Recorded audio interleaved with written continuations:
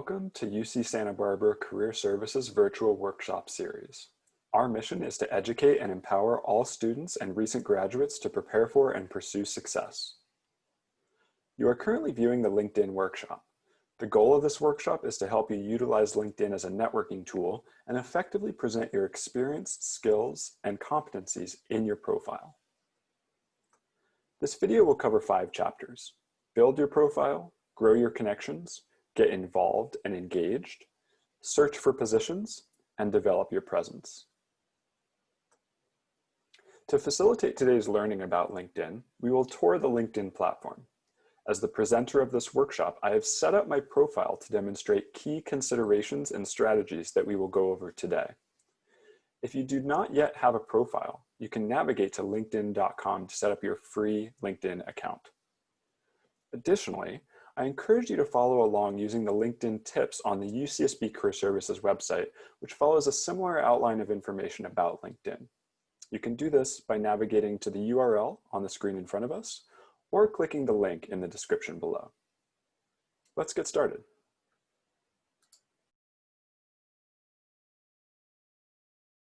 As we arrive to the LinkedIn home screen, you may notice that LinkedIn is built in a similar way to a lot of other social media platforms. At the very top navigation bar, we have a LinkedIn button that takes us to the home screen, followed by a search bar that allows us to search LinkedIn for people, companies, groups, jobs, and other aspects of the platform. We then have a home button that also takes us back home, followed by a My Network button that will allow you to see people that are within your network. We'll get into that a little bit later. Then you'll see the Jobs button, which is the job and internship search tool within LinkedIn. This is where you can find active postings to apply to, as LinkedIn is one of the leading job and internship platforms on the web today.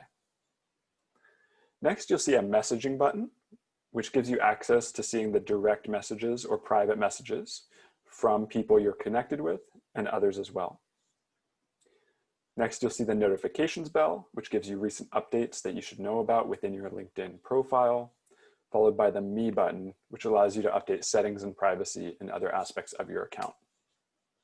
Lastly, we have the work icons, which are simply other products of LinkedIn, many of which are free, such as interests and groups, as well as the LinkedIn Learning platform, which is an area of LinkedIn that is only available through LinkedIn Premium, but does offer good courses online for learning new business and creative skills.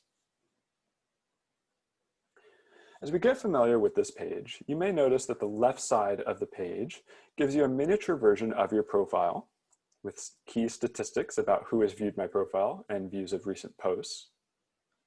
The middle area of the screen gives you an opportunity to share content by starting a post. Posts may be related to updates in your career or academics, such as a course you recently finished, a job or internship you've gained or finished, or other articles and interesting updates that you may provide about your field. This could be simply just chiming into the conversation going on today. You can also include photos, videos, events, or full-length articles similar to blog posts on the LinkedIn platform. Staying within the center portion of the page, you'll notice that as you scroll down, you'll see the full feed of recent updates within your LinkedIn network. This feed is fully customized to you. So you'll notice that jobs might be recommended to you based on your interests. You might notice that people within your network are posting content that hopefully relate to your interests because they're within your network. You may also notice companies or official interests you've indicated by clicking it on your profile. With any particular post, you'll have the chance to engage in it, similar to other social media platforms, by liking, commenting, sharing, or sending the content to another user. It's good to do this frequently. At least once a week, I recommend logging into LinkedIn to engage a little bit and check up on news. Employers often look at your engagement on LinkedIn as an indicator of how engaged you are in your career. While it's not the only way to indicate this, it often has a positive impact on your online brand. As we scroll back up, we'll notice a few extra details on the right side of the LinkedIn platform. Here we have a bit about LinkedIn news and recently viewed courses within LinkedIn Learning. Now that we're familiar with the home page, we're going to actually dive into my profile because I've set it up for you to see how you can use LinkedIn to your benefit.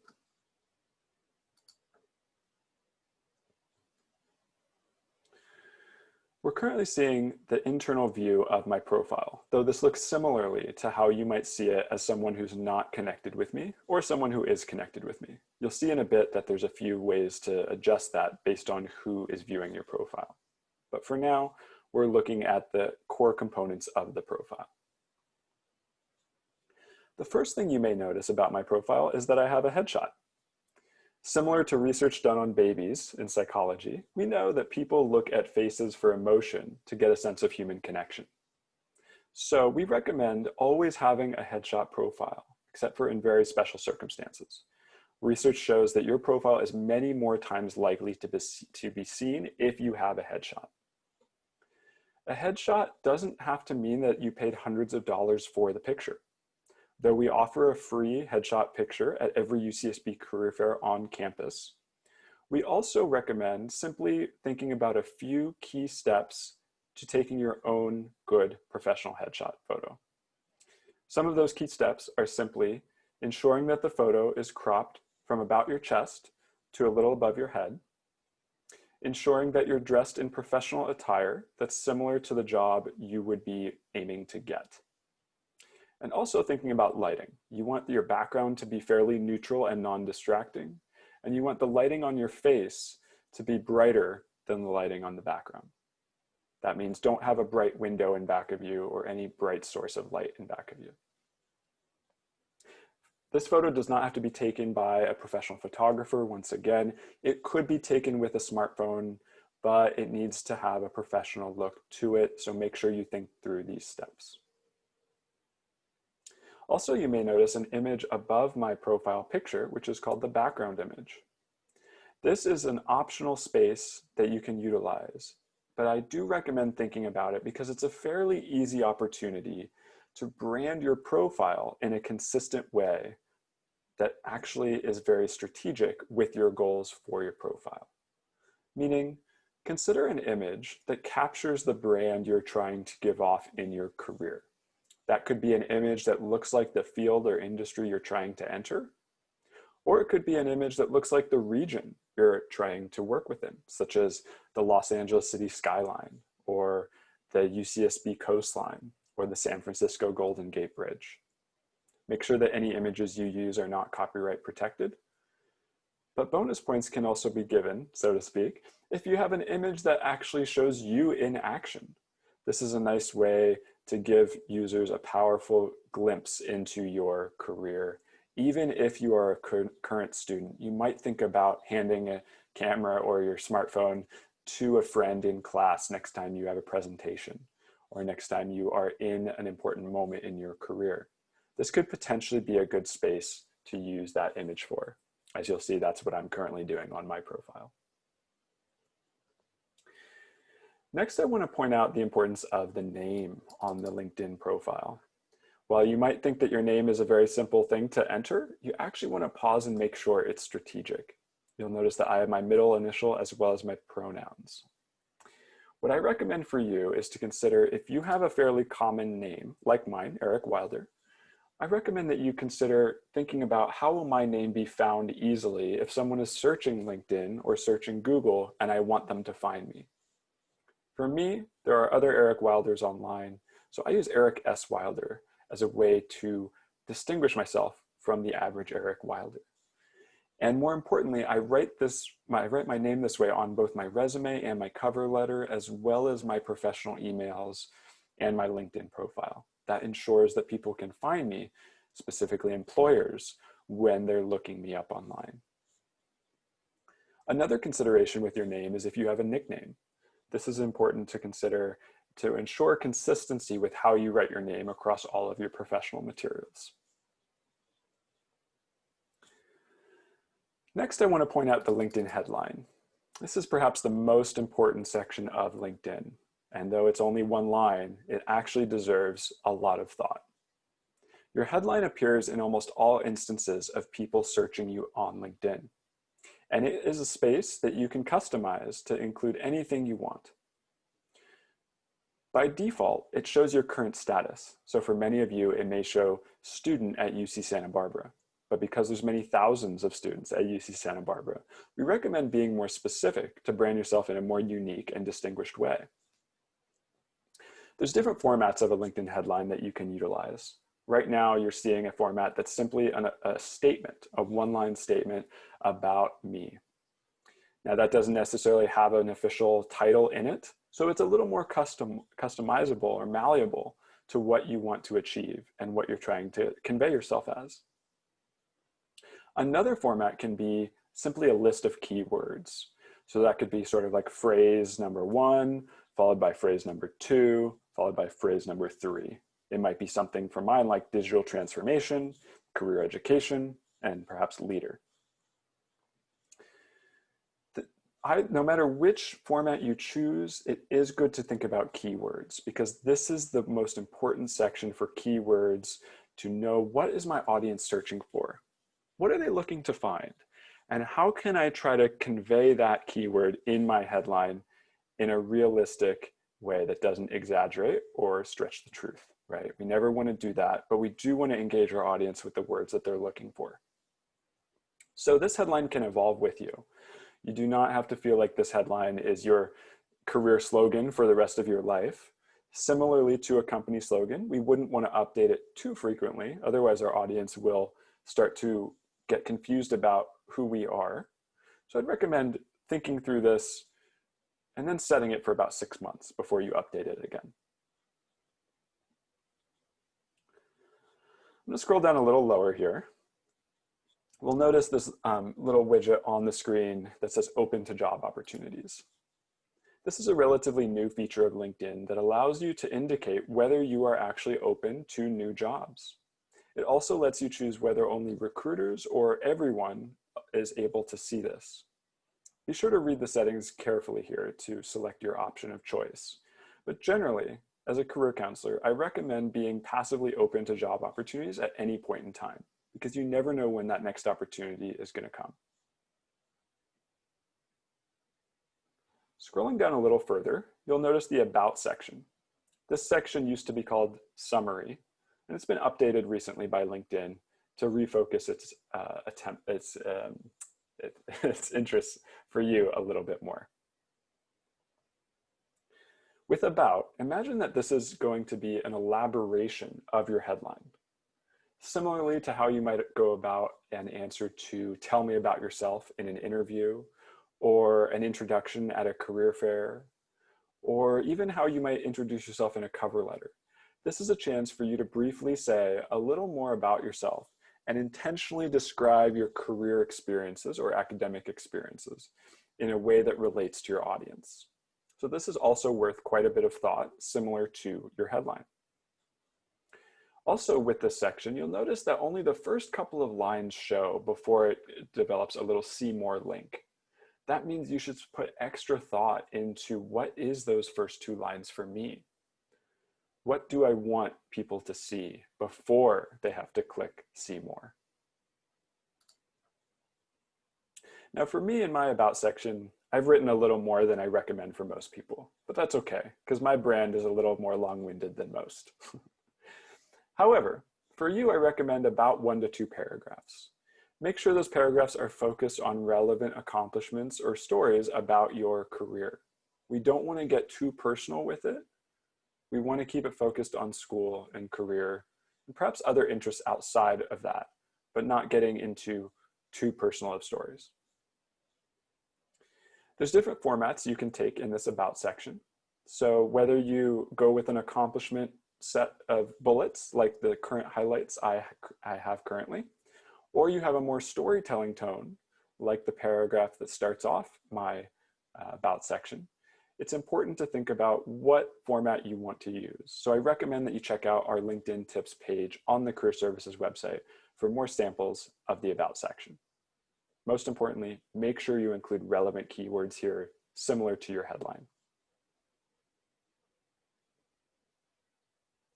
Next, we have the featured section. This section gives you a chance to pin content that you want to promote on your profile. It will instantly go towards the top of your profile, so it's important that you truly see this as significant content. It could be a photograph, it could be a video, it could be a document, it could even be a post that you recently made. Because this is an optional section, I don't usually recommend it to most people, but if you do have something that you strategically do want a lot of your viewers of your profile to see, then this is a worthy section to utilize. Make sure it looks clean. As you'll see, what I'm doing here is simply a photograph collection that I put in black and white for a similar look. And I've given each photo a subtitle. No matter which way you choose to use the featured profile section, make sure it's consistent and strategic. I'm going to scroll a little lower down to the experience section. This section is a very common section on the profile, as it is on a resume. So actually, most of the considerations for this section are similar to your resume. This means that we're going to include any experience we have, whether that's something that we got paid for or unpaid. It is simply a significant experience in our lives.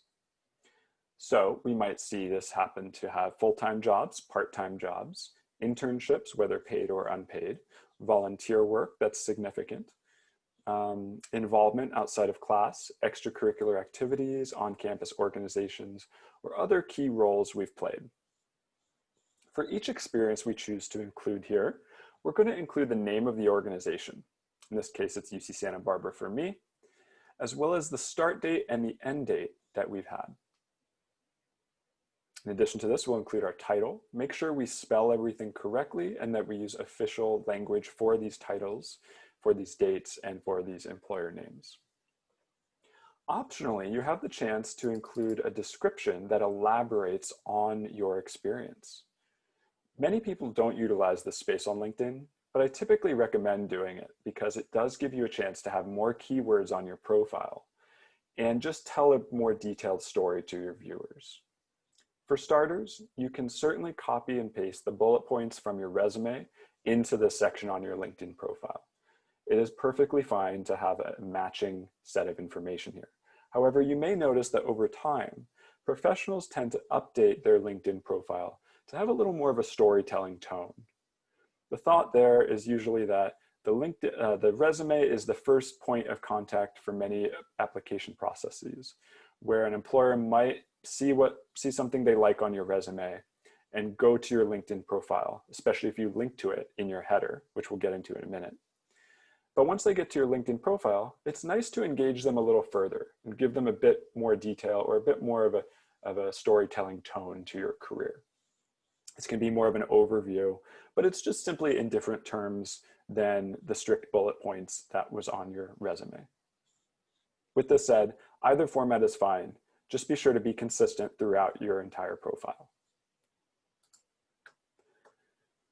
Finally, within each experience, you have an opportunity to include a media type. This is fully optional, but it is an opportunity to showcase any relevant work you've done, any projects, any samples that relate to that experience. And this can be done through a link to a URL somewhere online. It can be a PDF, it can be a JPEG, it can be a video or a Word doc.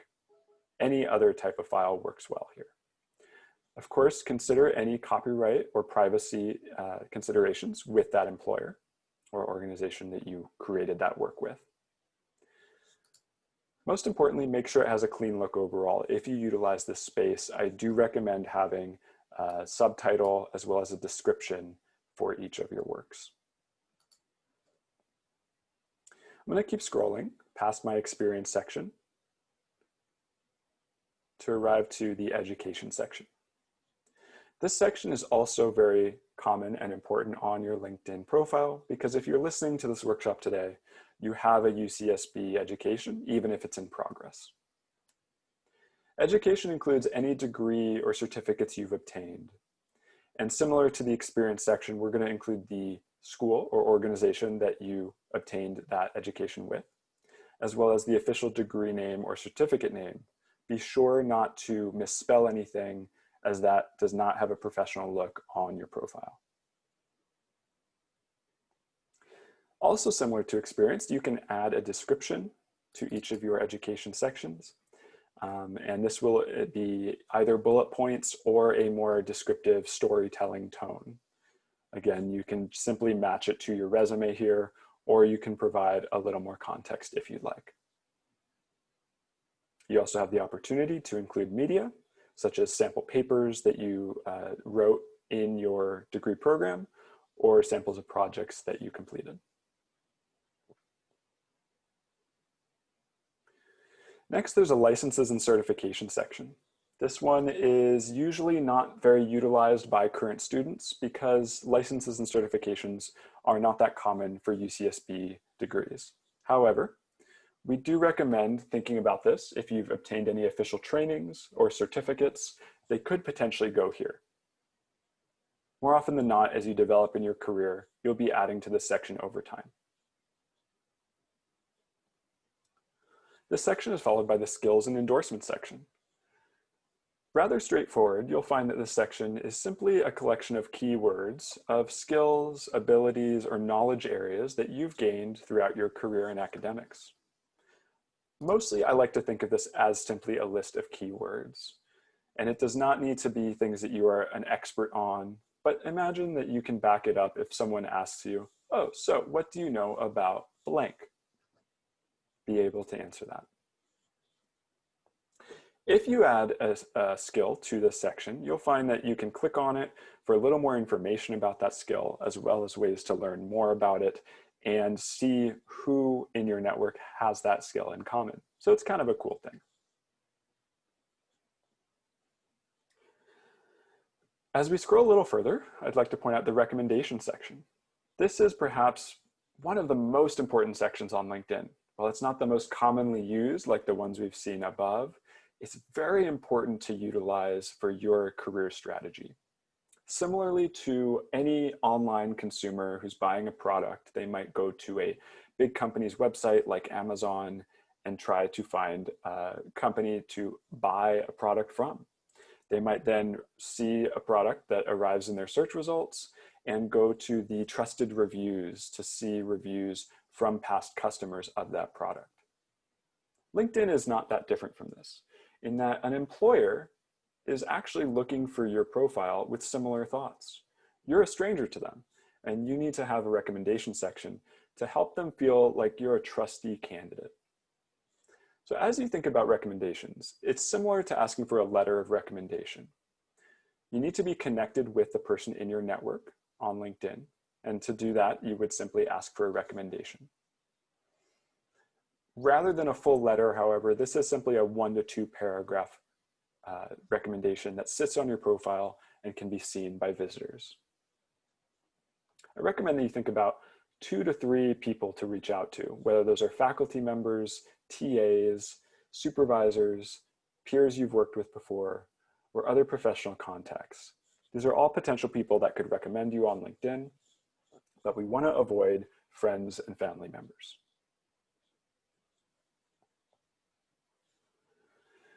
Finally, we get to the bottom of the profile, where we see a few extra sections that are available to us. One of these is accomplishments, which allows you to include courses that you've taken. I recommend not including every course, but ones that are relevant. And there's really no limit, so think of this as a keyword opportunity, but it doesn't need to be your full transcript. Also, any honors and awards can be added here. Finally, you have an interest section. Interests are as they sound, things you like in your career. This might be companies or organizations or people or movements, but this is a good way to indicate interests you have. And I recommend adding at least 10 to start with.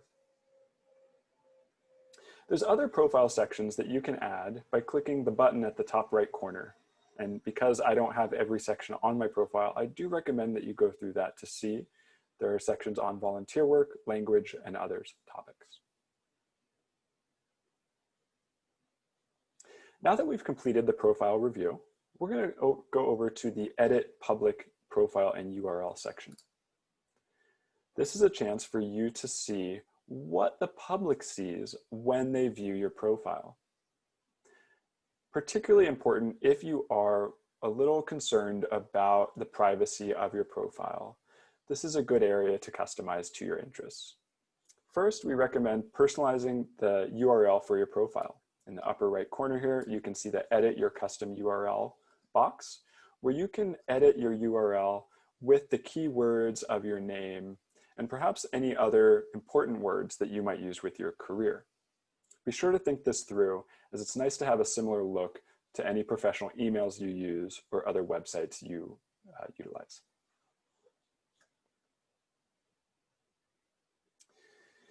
Next, you can edit the visibility of your profile for people who are not signed into LinkedIn. You can either fully turn off your public profile's visibility, which means that nobody can see you, or you can include certain information to certain people. I won't go into this thoroughly, but I do want you to see that this is available to you to customize each section on your profile for whether the public can see it. This is thinking about, do I want a stranger to see this information? So for me, I include a little bit about my profile, my headline, my summary, but then I want people to connect with me to see a little bit more. I'm gonna go back to LinkedIn now. One last profile-related topic I want to touch on is our privacy and settings. To get here, you're going to click on the Me button at the top and go to Settings and Privacy. There's many settings here that are worth reviewing. We only have time to look at one or two. This first one is the one that we just saw with the Edit Your Public Profile. But as I jump down a little further, I want to point out profile viewing options. This is an important one to consider as you think about your networking activity on LinkedIn. You have three options: private mode, private profile characteristics, and your name and headline. This is what people will see when you viewed their profile on LinkedIn. By default, it's safest to choose private mode if you don't want people to see that you viewed their profile. However, if you're actively searching and you want the world to see your efforts, you might actually turn this on because it increases the chances that they might come and see your profile if they get a notification that someone viewed their profile. Consider which option you would like to select. Again, there's many more settings here to review, and I recommend that you thoroughly review those on your own time to know what LinkedIn is doing for you. But for now, we're going to navigate back to linkedin.com. Continuing on with our LinkedIn presentation, I want you to now know about how to grow your connections. Connections are valuable pieces of your LinkedIn account. There are first-degree connections, second-degree connections, and third-degree connections. And this is a capture of all of the people within your network. When you think about LinkedIn, you want to think about who is good to connect with. What kinds of people are the ones that you want to be connecting with directly? This should be people beyond family and friends, although it is okay to have them in your LinkedIn network. You mostly want people who have shared interest in your profession or your academics. So start by thinking about people that you know that might be from class or outside of class that relate to your interests, and begin adding them by searching for them in the master search bar. Again, this could be professors, TAs, supervisors, coworkers, classmates, family, friends, or other professional connections. One aspect of growing your network that I would like to show you is through the UCSB alumni tool. UCSB alumni are very meaningful people to connect with, and they often like to engage with current students or other recent alumni. So to get here, we're going to type in UCSB and get to the school for UC Santa Barbara. It's important that you select the school page, not a company page or another version of UC Santa Barbara. You'll see on this page, there's a lot about our school, but we're going to go straight to the alumni tab and access the alumni database. This database has currently 170,000 alumni and counting. Each new year, we add more alumni to our network. However, I want you to know that this is an extremely valuable tool to use on LinkedIn. Because you're part of UC Santa Barbara, you are attached to a very large and helpful network of people who all have careers that you might want to do. As you get familiar with this tool, consider that there's different filters to utilize: where they live, where they work, what they do, what they studied, what they're skilled at, and how you're connected. You can also search for various keywords, and you can search for start year or end year at UCSB. Like any tool, this database has its own considerations, and I recommend that you play with it before you start to get confident with getting results that you want. But I do recommend utilizing the search tool frequently. For example, if I was looking for a fellow communication major at UCSB who's working at a certain company, perhaps in the marketing industry, I'm going to start by searching for the keyword communication. Once I have that search finished, I'm going to filter to make sure they studied communication at UCSB. Now that I've clicked that filter, I'm actually going to take off the first keyword search. This is just a swift way to use this tool. Now I have 8,000 alumni who studied communication at UCSB, and I might want to add another term on top of that filter. So what if I put marketing? This is going to show me, of the communication majors at UCSB, 5,000 of them have the keyword marketing somewhere on their profile. And odds are the people that appear at the top of the results are the ones that have that keyword in important places, like their LinkedIn headline or multiple times throughout their profile. I could also filter this further to say who has a certain company name on their profile. We do see that there's a statistic for where they work through this tool. However, if I wanted to see a little more about that, for example, who works at Salesforce, I'm going to do that by adding that keyword on, and we'll see by taking this one off, 764 alumni have the keyword Salesforce on their profile who studied communication at UCSB. This would be a great way to navigate LinkedIn to find people to connect with. Now, once you have someone you'd like to connect with, it's important to write them a connection note. I'm going to go to one of my friends here. Actually, I'm going to go with someone that I believe I'm not connected with. That's not true. I'm going to, now that I've gotten familiar with the alumni tool, I'm going to see how I can connect with someone who might be an alum or anybody else. For this example, I'm going to show this through the search bar and search for someone who I'm not currently connected with, but is available on LinkedIn. As you can see, I can view this person's profile. But for now, I'm just going to click the connect button. Let's say I would like to connect with this person because I've already viewed their profile. And I've clicked that button, but I also want to be sure to add a note. This is an opportunity to customize my message to them. And it's very important to include specific information here, namely who I am and why I'm writing, and what it is about their career trajectory that caught my attention.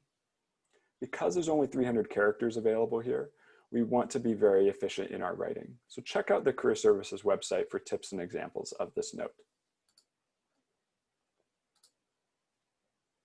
You might also connect with recruiters and hiring managers on LinkedIn and other types of professionals that could be worth connecting with simply for similar interests or that you admire their professional accomplishments. Be sure to keep your connections fresh over time as you continue to grow and network, whether that's virtually or in person. Now that we've learned a bit about LinkedIn,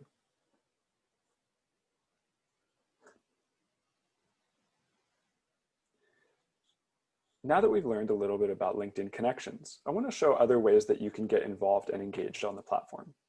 Specifically, it's worth knowing that you can follow companies or engage in groups and post content and articles. For companies, know that every main company has a page on LinkedIn. We might go to Salesforce in this case and see their company page. And if Salesforce is a company that interests you, you might click follow or simply explore their page to see a little more about them, about the work-life balance or culture that they offer, about the positions that they might have posted, people who work at LinkedIn, or sorry, at Salesforce, and events or other content that Salesforce has to offer. This is a nice way to engage with a company and just get familiar with what they have to offer. Similarly, you can get involved by simply looking at groups on LinkedIn. So I'm up here in the upper right-hand corner under the work buttons, and I'm going to click groups. Groups is an area similar to student groups or campus organizations at UCSB that you can engage in to join simply for having similar interests. You'll see I'm a member of various groups, but you can also create your own group. As you search groups, you may find that once you have someone you'd like to connect with, it's important to write them a connection note. Whether you're connecting with a UCSB alumni, recruiter, hiring manager, or other professional, you want to write a tailored note that catches their attention. For the sake of this example, I'm going to connect with someone who you haven't seen before through the UCSB alumni tool. Let's say that this person is someone I'd like to connect with. I'm going to click the connect button, but rather than clicking done, I'm going to click add a note. This gives me a chance to add 300 characters worth of a note to introduce myself to this new contact. It's important to catch their attention here. So you want to indicate who you are, why you're writing, and what it is that stood out to you about their career profile. Be sure to keep it short and sweet, but be sure to also answer these key questions. 300 characters goes by quickly. Once you've written your note, you'll be able to click the done button, and that'll send your connection request on to your contact. If they accept, fantastic. You could give them a chance to follow up via a direct message, or if they don't, after a day or two, you might go ahead and follow up to thank them for the request and try to keep the conversation going. I recommend that you check out the Career Services website for tips and examples of these connection request notes because they're very important aspects to networking on LinkedIn. Now that you've gotten familiar with the basics of growing your network on LinkedIn, it's time to learn how to get involved and engaged. You can do this through a variety of means, but a few areas I'd like to highlight are companies, groups, and types of content and articles that you might engage with regularly. A company on LinkedIn typically will have a page that you can use to engage with them on. Let's take one example and look at Salesforce. Salesforce is a tech company that's quite large, has over 2 million followers. And you'll find that their page has a home page with basics about them, an about section with more details about their company, a life tab that has a little more about how to discover what it's like to work at this company, a jobs tab where you can see recently posted jobs and internships on the LinkedIn platform, a people tab where you can search for employees, past or present, of Salesforce, as well as events and videos. Because this is such an engaging way to interact with a company, I really recommend that you check it out for any companies that you are actually interested in. You can always click follow to make sure you're following their updates, which will appear in your news feed. Also, if a company sees that you're following them and a recruiter reaches out or you're interacting with a hiring manager, this is a nice positive sign that they might be interested in your interest of them. Another area that you can engage in is groups. You'll see under the work icons in the upper right-hand corner that the groups product of LinkedIn is available to you to either create a group or engage in a group based on your interests. You'll see that I'm a member of a variety of groups related to my field, and there are many groups out there that you can join. Similar to campus organizations at UCSB, groups on LinkedIn can be a variety of interest groups, affinity groups, trade associations, professional associations, and many other collections of professionals. Some groups require membership that is based on certain criteria, whereas other groups can be open to anybody. So be sure to check out this feature to join a group and engage regularly. This is a nice opportunity to add people to your network because people who you are in a group with become within your network. That means you can reach out to them, message them, and network. Finally, I want to point out once again on the homepage that you can engage in content in a variety of ways through the LinkedIn platform. You might find that you are particularly strong in writing and you like to write articles or blog posts to keep engaged in your field. This is a nice, easy way to post an article, post some thoughts on LinkedIn, and have that be shared with your network. You can actually feature it through the featured section on your profile if you'd like to have it be posted there for a little longer. And if an employer sees your profile and sees this post, they might be interested in what you have to say. But of course, we want to make sure we're writing with a professional tone, no grammar issues or spelling issues, and something that just captures our professional presence well. If a full-length post is not within your interests, you can also just start a normal post with a few sentences or even one sentence that captures something that you are interested in sharing. As I mentioned earlier, this could include a photo, a video, an event, or other types of media through a URL. And it's important to think about what you'd like to contribute to the professional network that you have on LinkedIn. Take a moment to pause and think about what types of topics you're passionate about or you're interested in within your career so that you can start brainstorming content to share in advance. Next, I'd like to highlight one area of LinkedIn that probably is a big draw for why you're watching this workshop. While we won't spend a large amount of time on this, I did want to highlight it just so you get familiar with a few basics. And this area is the jobs area of LinkedIn. As you learn how to search for positions with the job and internship search tool, you should get familiar with the interface.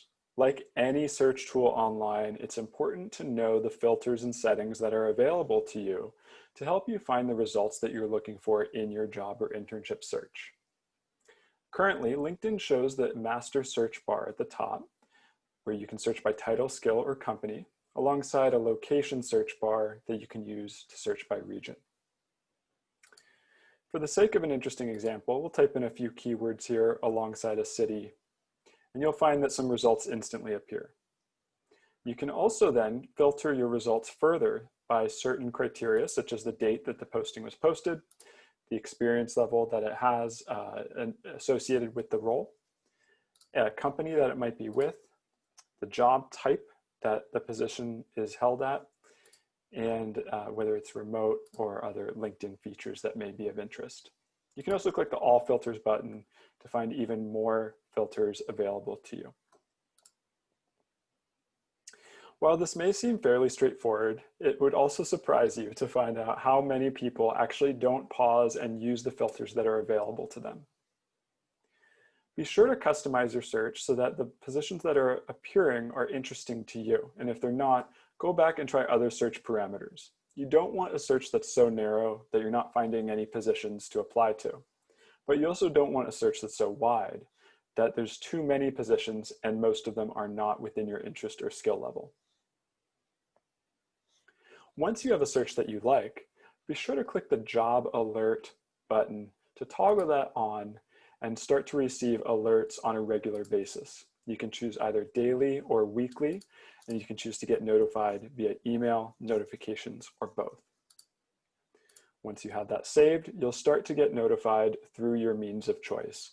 And this is really important to allow yourself to be seeing positions frequently while you're searching for a job or internship. Finally, I want to point out that LinkedIn offers so many positions, and it also has many opportunities to apply fairly easily. You'll see it often has the Easy Apply button that allows you to just simply apply with your LinkedIn profile. While this is a nice opportunity, it also creates a trend that typically invites more applicants for those positions. And that can be good for the employer, good for you because it saves time, but it does create new challenges because there can be more applicants for these types of positions. I typically recommend thinking about that as you're strategizing your job search to ensure that you're not only applying to positions that are particularly easy to apply to, or that might be particularly easy to find, because these typically will be the highest applicant pools. As we return to the LinkedIn home screen one final time, I'd like to pause to help you think about how you'd like to develop your presence online and specifically on LinkedIn. I mentioned both of these things because LinkedIn is simply one area of your digital footprint. So let's pause to think about, what is your digital footprint and how can LinkedIn support this in your career development? How might you appear to someone who does not know you, who's visiting your LinkedIn profile for the first time? Will they find other content about you as they Google your name, perhaps with your city or position or school that you're associated with? Think about other platforms that they might see your engagement on, and how does that align with how they might see you on LinkedIn? Overall, LinkedIn is one very powerful professional social media tool that you can use to boost your career, but it also can have a negative effect. If you're not intentional, you're not strategic, or you don't keep your LinkedIn up to date, some people might perceive you in a way that's not how you intend. And so you want to think about LinkedIn very strategically and manage it as you grow and develop over time. LinkedIn should also be thought of alongside not just social media, but a professional website or blog that you might have created on your own. Especially for those in the creative fields, you may be thinking about having a personal website that allows you to customize your own aspects of your career to that website. LinkedIn may be used hand in hand with this, or you might choose one over the other as a key tool for your career. There's not necessarily a right or a wrong answer to these questions, but it is worth thinking about and taking intentional steps towards as you move forward in your career development. So just be aware of these various aspects to your digital brand. Finally, I want to mention a bit about freelance writing and article contributions. As we saw earlier in the video, there are many aspects to share various forms of writing through LinkedIn. And you want to think about special considerations to this writing if you plan to own it in the future, to use it for different purposes, or to engage people through different means.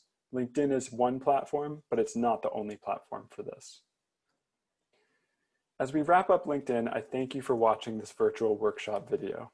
I hope that you learned something new about LinkedIn that you can perhaps share with another person and pay it forward. Go ahead and build that network so that you can continue to engage and share wisdom about career development with yourself and with others.